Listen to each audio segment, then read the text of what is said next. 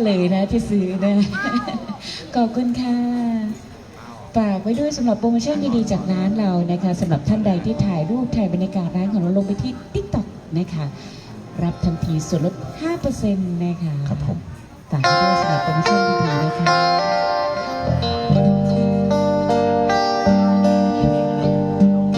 เดี๋ยวฟังงานจากคุณอ้อยกระทวนค่ะ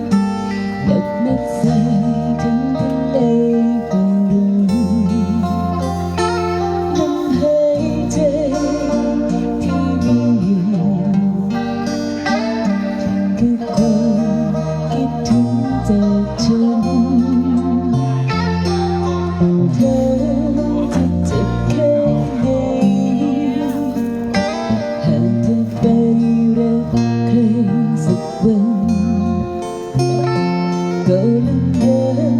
ดูสายฝนเดินนั่นคือน้ำตาจากใจก็เลยอยากให้รู้ก็เลยอยากให้หาก่อนจะทำร้ายกันคนนี้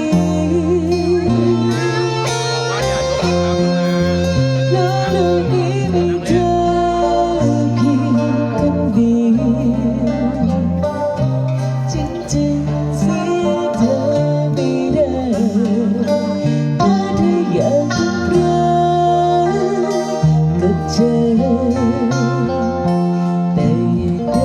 นหนีไปจากฉันนึกเสียว่าสงสารยิ่งหลงทางด้วยกันและเจอ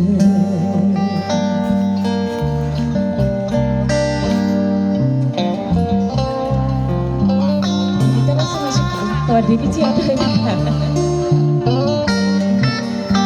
ยินดีต้อนรับสมาชิกใหม่ด้วยนะคะเธ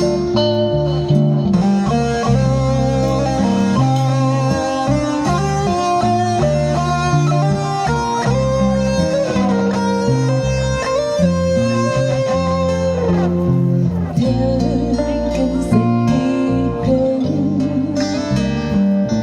ก็ยังบอกเธออย่างนี้วันเปลี่ยนสีแต่ฉันไม่เคยเปลี่ยนใจก็เลยอยากให้รู้ก็เลยอยากให้หาก่อนจะ